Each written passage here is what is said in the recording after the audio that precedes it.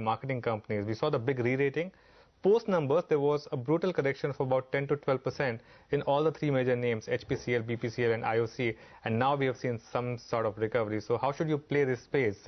We got the best in class in as far as oil and gas is concerned. Jal Irani, oil and gas analyst at Edelweiss, is with us. Jal, good morning. Good to have you on the show as always. So first, a word on the overall scenario in which oil marketing companies are operating. Do you get a sense that most of the re-rating is done, or if crude prices stay at current levels, could there be some more re-rating going forward? So I think it's time to have a differentiated strategy. Essentially, needless to say, these stocks have performed very well and are significantly reflecting a significant portion of the upside. So for example, HPCL is up 400% in the last 18 months. And in fact, even since our March report titled Double But No Quits, the HPCL stock, again as an example, has done extremely well. So I think they're playing out significantly as expected, but it would be unrealistic to expect that these stocks would continue rocketing as they're doing. And as a result of that, we've essentially had a relook and figured that in the case of HPCL specifically, we cannot justify the valuations despite expectations of earnings doubling perhaps even from here. So I think you hit the nail on the head. It's moving as per expectations, but certainly time to differentiate between the various stocks. Okay. So Jal, talking about that, you have more confidence on BPCL because the rally hasn't been as much as HPCL, or do you think that it has other factors fundamentally which are supporting it? I think it's a combination of those two things. Firstly, when you look at HPCL valuations despite forecasts of earnings potentially doubling in the next 2 years, HPCL, which typically used to quote at a discount of about 20% to BPCL, now is in fact at a significant premium.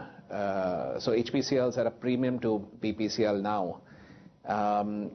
It's essentially HPCL's throughputs per outlets have been, so that's on firstly sort of a simple view on valuations, but more fundamentally as well, BPCL from an efficiency perspective and throughputs per outlet of gas stations being a significant one such parameter has essentially had a 20% higher throughput per outlet. So it's got greater capital efficiency, and yet the market is now giving it a discount to HPCL.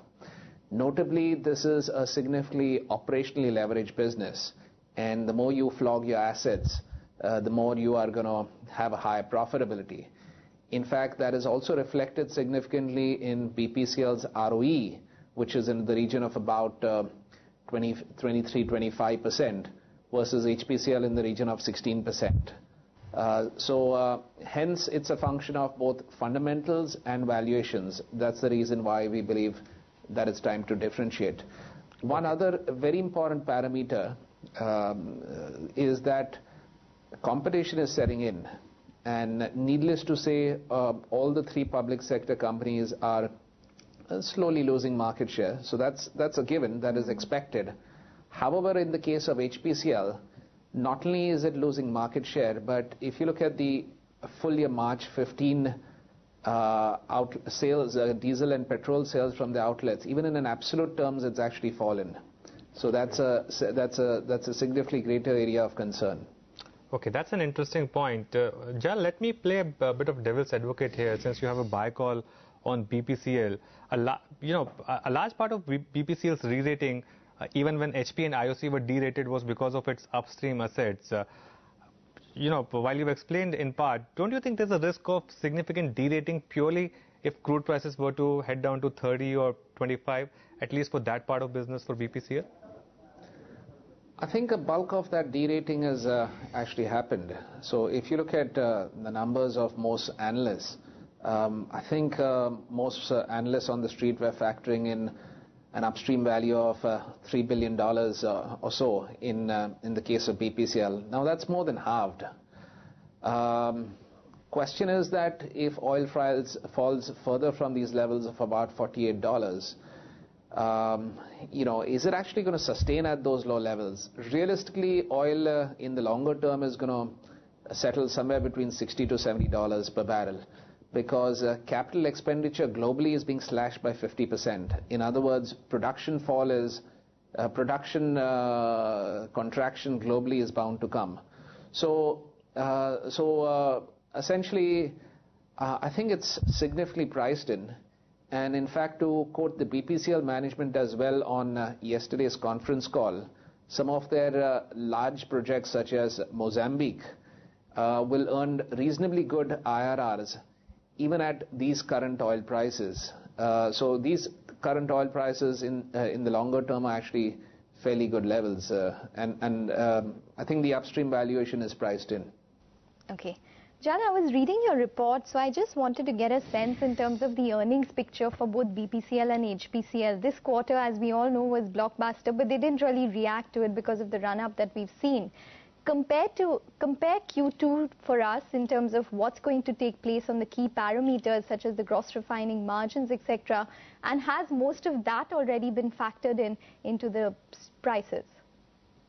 So, as you said, quarter one was very good. One needs to analyze the reason for the same. Quarter one was very good primarily because of massive inventory gains. In the case of IOCL and HPCL, where the inventory gain number has been revealed, inventory gains was about roughly 2/5 of profit before tax. There was, of course, a fundamental change also where retail margins were better and interest burden was lower as the subsidy burden was lower. Going into this quarter now, that is the second quarter ending September, essentially gross refining margins quarter to date have fallen by as much as 30%. So the quarter has got off to actually a fairly significantly miserable start. Also, on an average, oil prices are down by roughly about 15%, which potentially means that the inventory gains they had in the first quarter would be reversed and they could have inventory losses into this quarter. So if the current trajectory maintains, and my thought is that you will still have declines for the entire quarter, but some of it will get evened out. But this trend is likely to maintain, and hence the second quarter is unlikely to be very good. I wouldn't frankly worry too much about quarterly trends for these companies because they've been extremely volatile, and the market essentially is aware of that and take it into stride. So it's really the longer term fundamentals and sort of strategic positioning of these companies that is what I'd look at. Okay. One stock which has not made any money for investors, Jal, is ONGC. Whether it was the high oil scenario or now the low oil scenario. What's working against ONGC, and what's the current risk-reward ratio as far as ONGC is concerned? So we were one of the few analysts on the street who weren't positive on ONGC, and we've just upgraded it to a buy. Essentially, ONGC now, given that the subsidy burden is very low, especially below $60 a barrel, that it's significantly sensitive to oil prices. So on a rough reckoning, about a 10% swing in oil prices impacts its earnings by 15%, which is fairly significant. So it's become an oil proxy play. Now, at the cost of repetition, as I mentioned earlier, at $48 a barrel of crude, not a lot of companies around the world are actually investing, and capex around the world is being cut by 50%. For example, Petrobras, which is one of the largest spenders in the world, recently announced nearly $100 billion cut in capex, and this would reduce their volume growth that they were projecting out 3 or 4 years down the line by nearly 1 million barrels per day reduction in actually what they were earlier forecasting, which is nearly 1% of global production. So these are very significant numbers, and therefore oil in the longer term we expect will range somewhere between 60 to 70. So irrespective of if oil falls further in the near term, we think now it presents a significant value, especially on a dividend yield front. It it gives you a dividend yield of about 4%.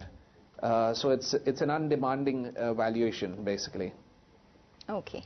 All right. And your target price on ONGC, Jal? You caught me there. These target prices are always moving target, but don't hold me to it. Somewhere in the region of about 335 or so. Okay, enough upside from current levels then. But Jal, reasonable upside, that's right. Thank you very much for joining in. Any disclosures you'd like to leave us with?